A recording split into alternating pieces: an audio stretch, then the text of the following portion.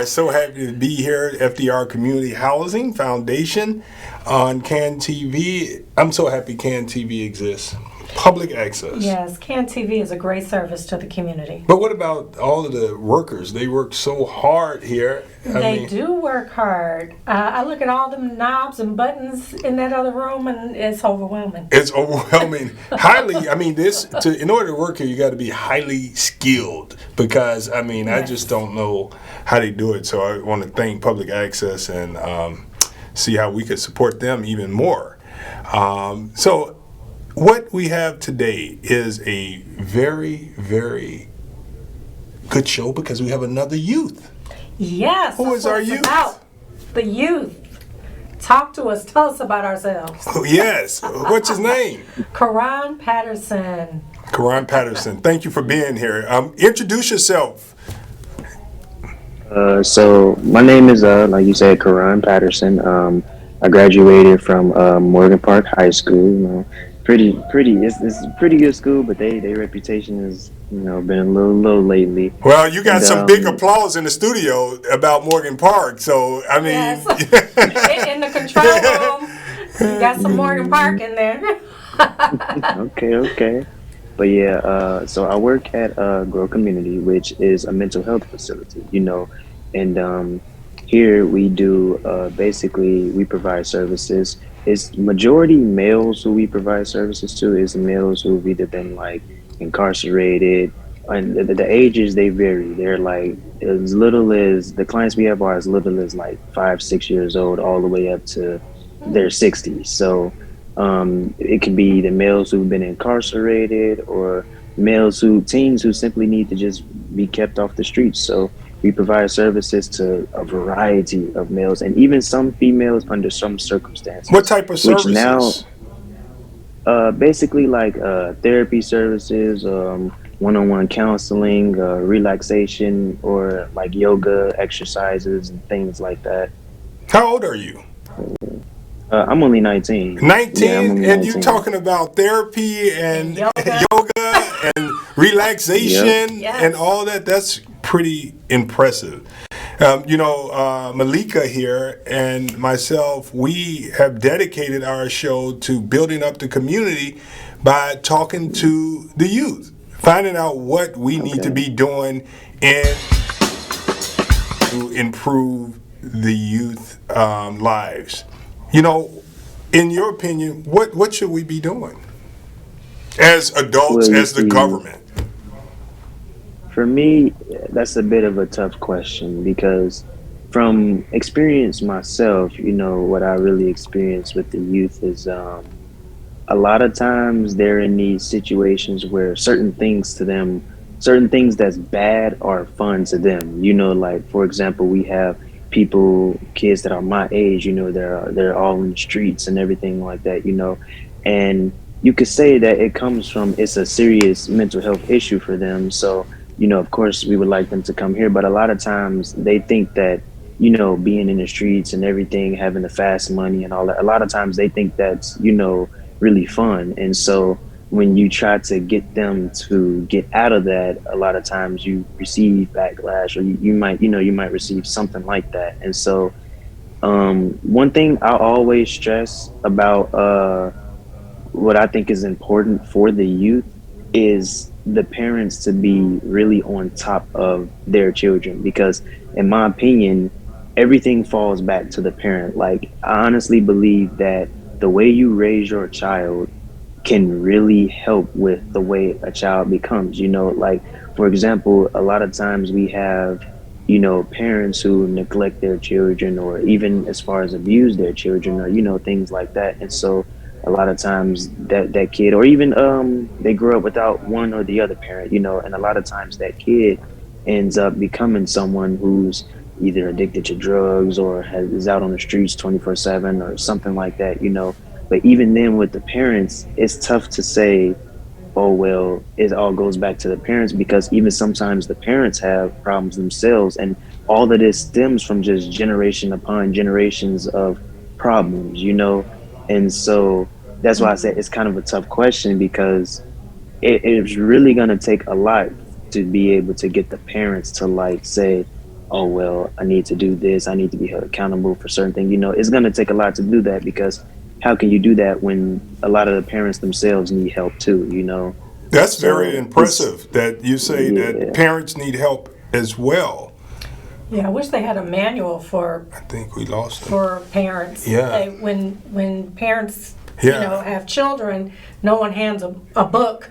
Yeah. No one hands them a book. Like it's Yeah. tough. It's a very tough role. Yeah, he's pretty good. I got to tell you, people are lucky to have him serve them in the community at 19. Yes. Young people at your, yeah, young people like you saying we need to make sure that people that are struggling from poverty have access to mental health. Young people believe that the dangerous stuff is fun.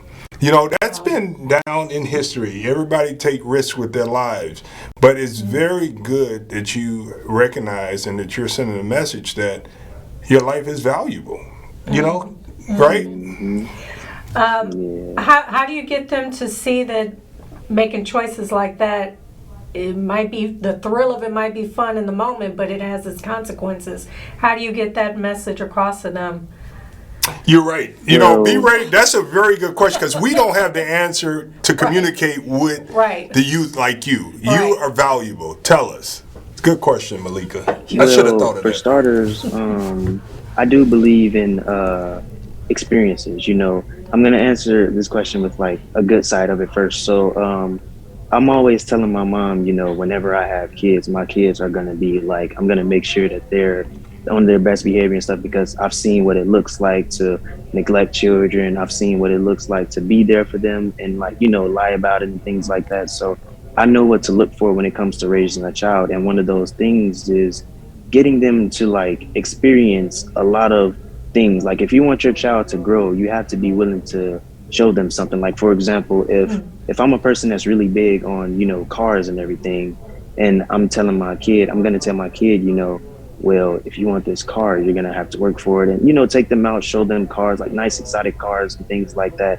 And so I'm bringing it up because on the flip side, I think something perfect to show the youth would be, like the statistics, the jails, everything, like all of that shows what can happen to you when you're in the streets. It is not good, And I feel like there's a little more that I haven't really thought about yet that you could do to kind of get them to see. But for the most part, it's mostly, in my opinion, it's like the jails and everything, or being able to talk to those criminals themselves, like, the Beyond Scared Straight programs and stuff. But they tell the kids, like, man, you only get one life. You can't sit here and just be in the streets like this 24/7 and things like that. So I think programs like that are really helpful when it comes to keeping getting kids on the right track and everything. And even if they don't, even if they barely have the resources to come here, I would say bringing them here is a perfect example, because there are a lot of clinicians here that do a great job. Well, you know what? I know you have to go, but how do they reach you as a clinician so that we can build your youth support up? How can they reach you? Where's your office and your phone number? Okay, so our office is located at 259 East 115th Street, and our phone number is 773-253-8385. And like I said, we give services to emails who've been incarcerated, or simply just male teens that's looking to stay off the streets and keep their head in the books and everything like that. And any parting words for families, young people that have experienced their friends killed in the city of Chicago, in the state of Illinois? Could you give us some words of encouragement or something? The numbers are rising with the young people dying. Well, one thing I could say is that I've never experienced it, so I'm not talking from experience when I say this, but the best thing I can tell them is, man, you have to keep your head high. Like, you have to, it's not the end of the world. I know how it feels. Well, I don't know how it feels, but I can tell that it really hurts when you lose someone. I can really feel for them. But those people that pass, they wouldn't want you to live your life the way you're living it because of them passing. So all I could say is just try your best to stay as strong as you can so that you can push through, because they, like I said, they wouldn't want you to be like that. You know, they would want you to succeed and everything. You know, the same thing they would be telling you when they were living. You know, make sure you're doing your best to be the best version of you. So that's pretty much what I could say. Just try to be the best version of you.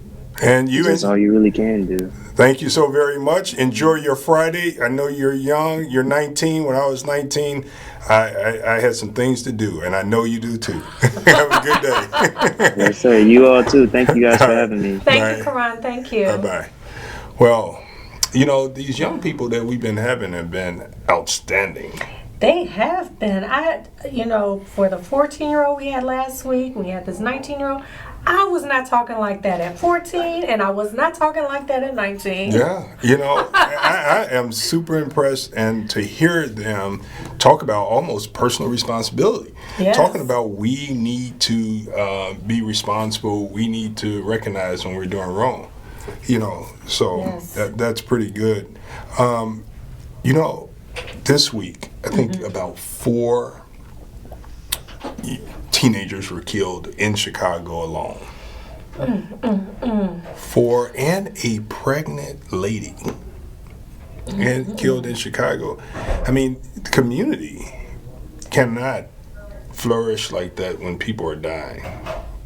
No, what do we do? I mean, you have these great spirits like Karan out here who's trying to bring them in to make better choices and to get help. A lot of it is mental, emotional needs that aren't being met, and they're just out there really acting out, as well as resources and economics. It all plays in together.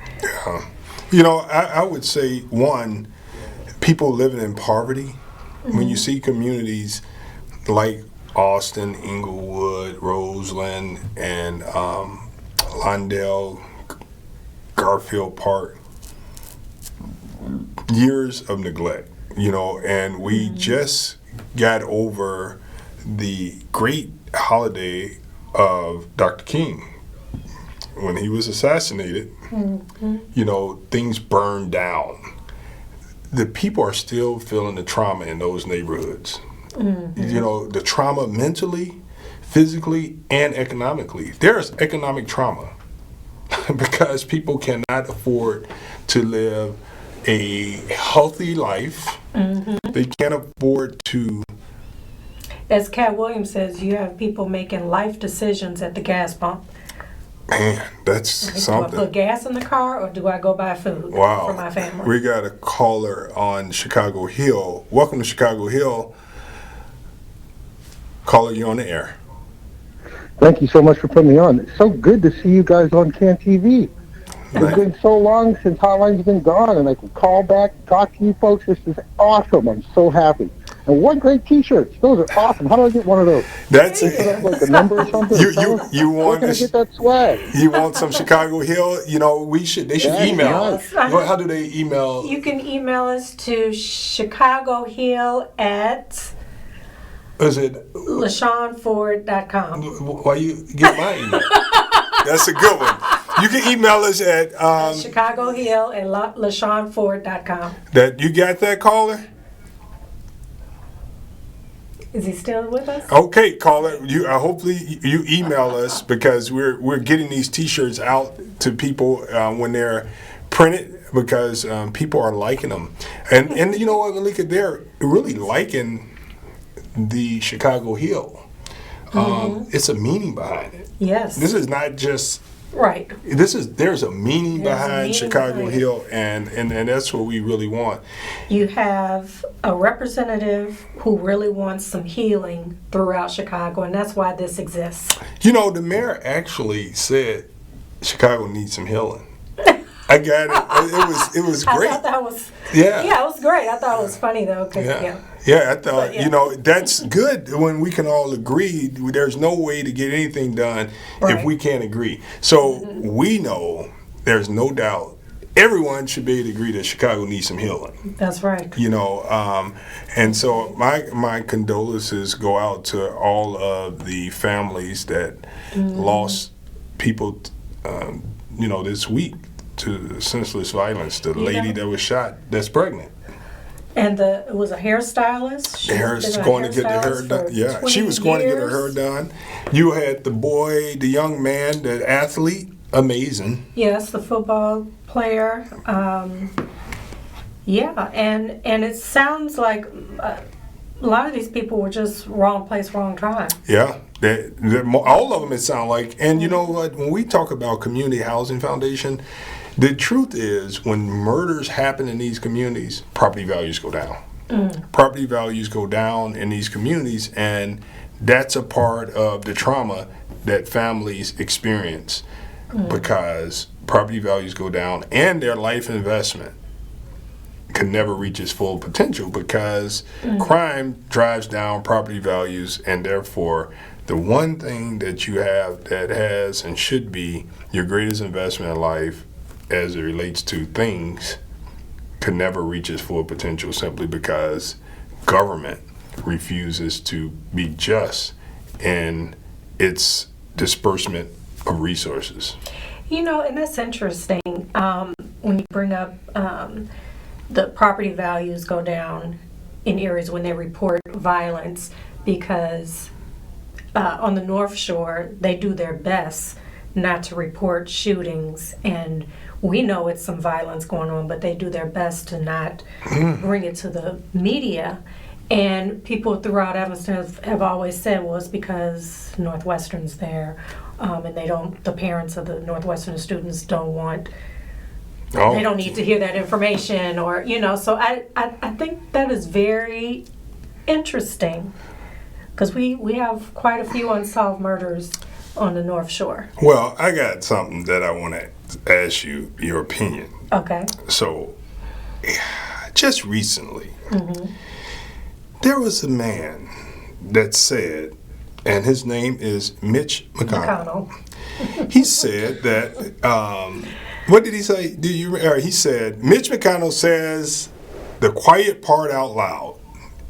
And he said, African American voters are voting in just as high a percentage as Americans. We're not American. What are you? Oh, where are you from? Don't be asking me where I'm from. I'm from America. I'm an American. So, where are you from? Are you American? Born in Centralia, Illinois, grew up on the south side of Chicago, the north side of Chicago, and Evanston. Let me tell you something. When you have This is my home. I ain't going nowhere. You ain't going nowhere. I ain't going nowhere. History classes, that politician is writing laws for this country. And he don't see us as American. He don't see us as American. Remember we had this conversation about the American flag? This is why some black people get squirmish at the sight of the American flag because of people like him. That's why I said fly that flag. Be proud because we are Americans. We are Americans. This is our home and we ain't going nowhere. So I think, you know what, I believe that he's the reason why kids are killing kids. You could go there. Tell me why you say that. Because so now you're blaming. All right. Well, a huge part. Yeah. He is part of the system, the systemic racism. Yeah. So when they used to talk about the white man put his foot on the black man's neck. It's real. It just looks different now. It just looks different now. But then every once in a while they slip. So McConnell slips and lets you know blacks are not American. Yeah, he actually would have fit right in during the time that the history books and the narrative of America was written. He is just like that. Yep. And this is exactly the problem. I think he should read, if he want to keep his job, he should read 1619, the 1619 Project. Because it's clear that the history books that he learned from didn't teach him true American history. No. He believes what he was taught. That's right. He was fed information about who we are, and now he has power and control in our system in America, and that's why you see a lot of poverty. You see mental health services not available. So it's like They don't see black people as American. People that think like him actually don't believe that black people are Americans, and that to me, it doesn't make me angry. It just makes me more proud to be an American. And it also, we need those instances because in order to advance righteousness, you got to have the ability to point to when things are not right. And so, a lot of times we have these examples in books, and people want to argue that ain't right. No, that ain't right.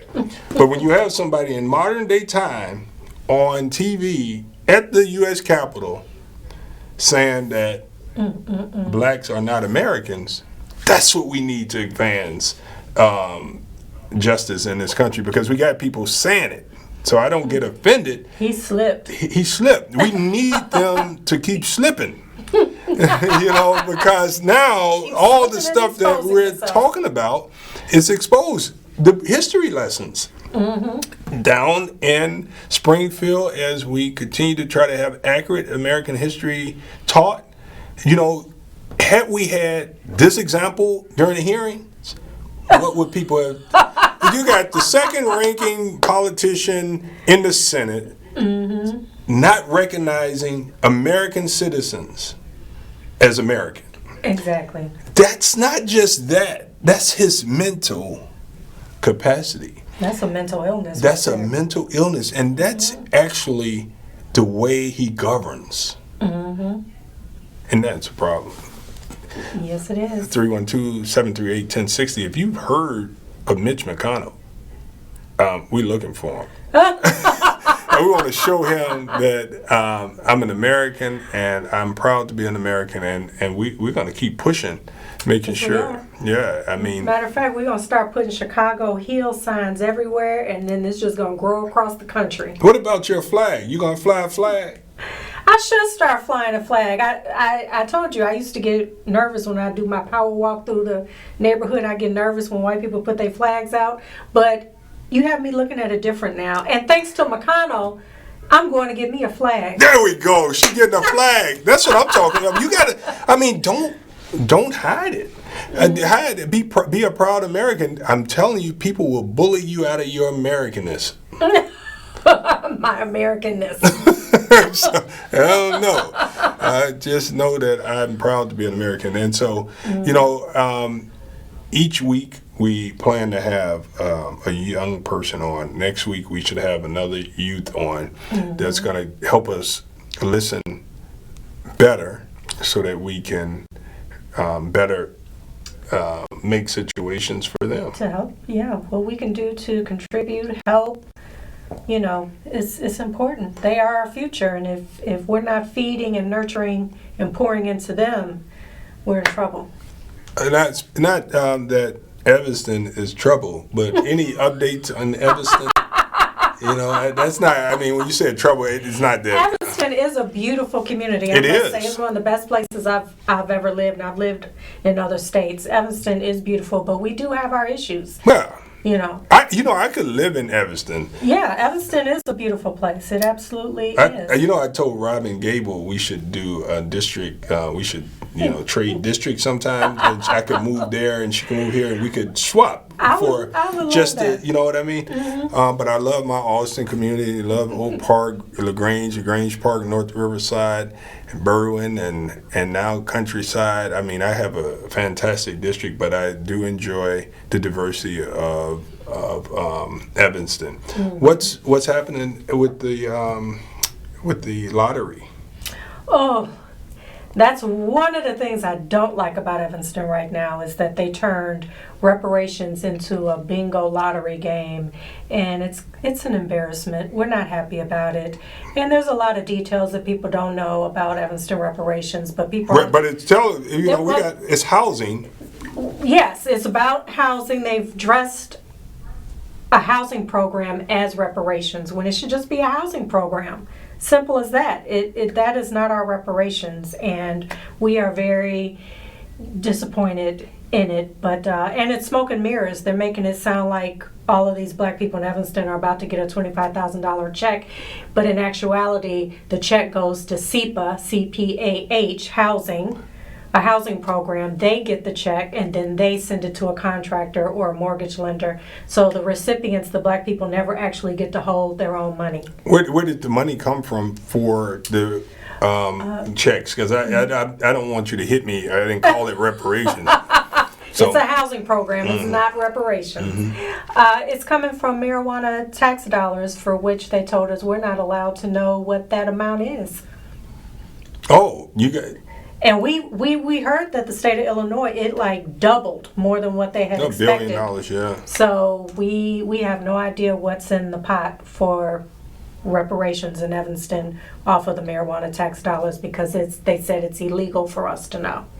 Well, if you feel that you're an American, go to our Facebook page, Twitter account, and tell us that you're an American, and tell us why you love being an American. How do they reach us? Chicago Hill Twitter, we got Instagram, we got Facebook, we've got it all, and we got a podcast coming up. We got a podcast coming up, yes. In February. And so we're every Saturday we're on WVON, and on Sundays we're on WCPT. So you could catch us and help us in our quest to connect with people to help with the healing of Chicago and healing the state of Illinois. It's so critical for taxpayers. It's critical for humanity. And I'm excited about the work that Chicago Hill's been doing. Yes, and thank you to Caron TV. Yeah. All right. Well, I have wrapped up another episode of Chicago Hill on Chicago Access Network. Is that right? Chicago Access Network? Caron TV. All right. Yes. See you guys next week. Thank you.